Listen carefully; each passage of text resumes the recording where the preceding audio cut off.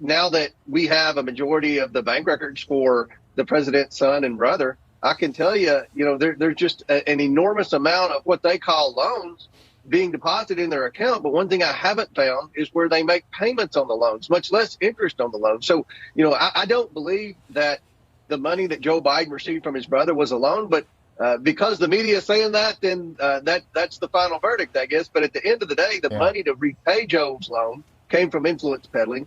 And this Kevin Morris, the newest person that we're bringing in to question, he's loaned Hunter millions of dollars to pay his IRS back taxes. And we believe he has a great deal of knowledge about an ongoing influence peddling scheme that's taking place as we speak while Joe Biden's president. And we expect to have him here on Capitol Hill December the 4th or earlier. Now, we haven't heard from his attorney, but obviously we know they received the subpoena, because what do? Just days later, they subpoena Donald Trump. They're always going to try to blame it on Trump somehow, the money they've taken from China and Romania. But at the end of the day, we're ready to bring Hunter Biden in because we have the bank records and we can connect the dots. And we can ask Hunter Biden, Jim Biden, and the entire Biden family that's been receiving wires from our enemies around the world. We can ask them specific questions about specific transactions. We have no idea what the Biden family did to receive all this money. And I think the American people deserve to know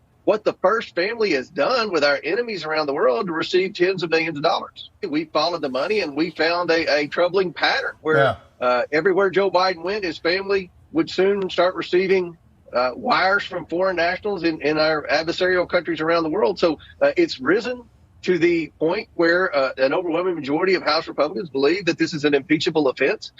Jim Jordan and I met with Speaker Johnson yesterday, found more bank accounts that the Bidens have strung out around the world. We're trying to get all this information in while we're doing these depositions. And then I think you'll see our committee will probably move to pass this on to Judiciary Committee. And I believe there's an appetite for impeachment.